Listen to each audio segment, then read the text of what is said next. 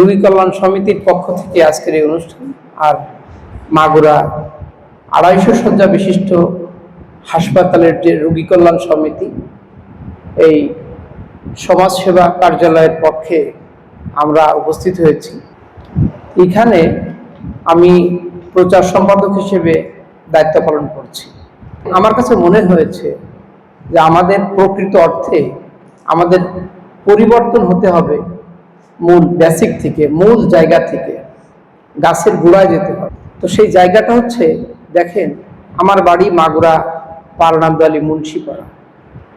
আমি খুব দুঃখিত, আমাদের মাগুরা পারনান্দোয়ালিতে ডাক্তার লুৎফর রহমান ডায়াবেটিক্স হাসপাতালটা নির্মিত হয়েছে।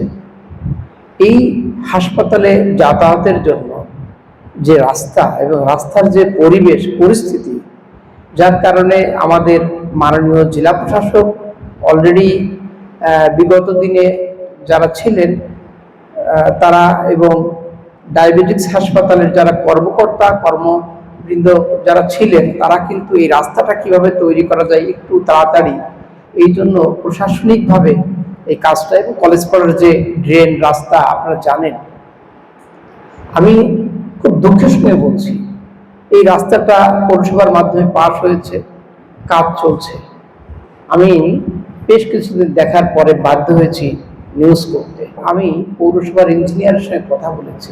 হয়তো আপনারা ভাবতে পারেন যে এটা এই মিটিংয়ের সঙ্গে অপ্রাসঙ্গিক, কিন্তু আমার কাছে মনে হয়েছে প্রাসঙ্গিক, যে এখান থেকেও যে ওই যে বেসিকটা, আমাদের মানসিকতাটা, আমাদের পরিবর্তনটা, এটা আনতে হবে। শুধু এই একটা বিষয় সমাজ সেবা, আমরা হাসপাতাল এবং আমরা না, আমাদের টোটালটাই, আমাদের মাগুরা, আমাদের বাংলাদেশ, আমাদের প্রত্যেকের মানুষের মানসিকতাটা পরিবর্তন না হলে আমাদের, আমি তো মনে করি যে আমার পুরো শরীরটাই ক্যান্সার। বর্তমান যে অবস্থা, আমরা দুর্নীতি করছি, সৌদি আরব চলে যাচ্ছে, মক্কার গ্লারি ধরে টানতেছে, আল্লাহ মাফ করে দাও, অথচ টাকা কিন্তু আবার দুর্নীতির টাকা, আমি চলে যাচ্ছি হজে। আমার কাছে মনে হয় যে ধর্ম কি এত সহজ?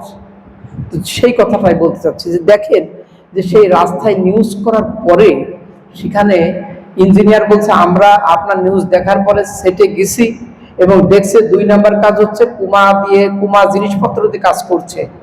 আমরা বলেছি, কিন্তু কন্ট্রাক্টররা কথা শুনছে না। আমার প্রশ্ন, এই কন্ট্রাক্টরের ভিতরে কি কোনো মন মানসিকতা নাই? তাহলে কন্ট্রাক্টর কোন সাহসে, কোন ভিত্তির উপর দাঁড়িয়ে এই কাজগুলো করে যাচ্ছে? কুমা কাজ দিয়ে, কুমা জিনিস দিয়ে যে পয়সা ইনকাম করার ধান্দা, তা সে কি ব্যস্ত হতে যাচ্ছে? এই যে মানসিকতা, আমি আপনাদের একটা কথাই বলতে চাই যে মাগুরাতে দেখবেন, আপনারা হয়তো মাগুরার বাইরের মানুষ বা মাগুরা শহরের মানুষ, যেটা বলতে চাই, আসলে আমি চলার পথে আমাদের মাগুরা সদর থানার সামনে দেখবেন একটা ড্রেন আছে। আমি খেয়াল করি, এই ড্রেনটা ভেঙে জাস্ট একটু ঢালাই দিয়ে থানার সঙ্গে যে দেওয়ালটা, ওইগুলো টান দিয়ে দিলে ঢালাইটা ব্রিজের ওই, তাহলে কি সৌন্দর্যটা কিন্তু বাড়ে। এই বাড়াটা কিন্তু টোটাল শহরের শ্রীবৃদ্ধি হয়।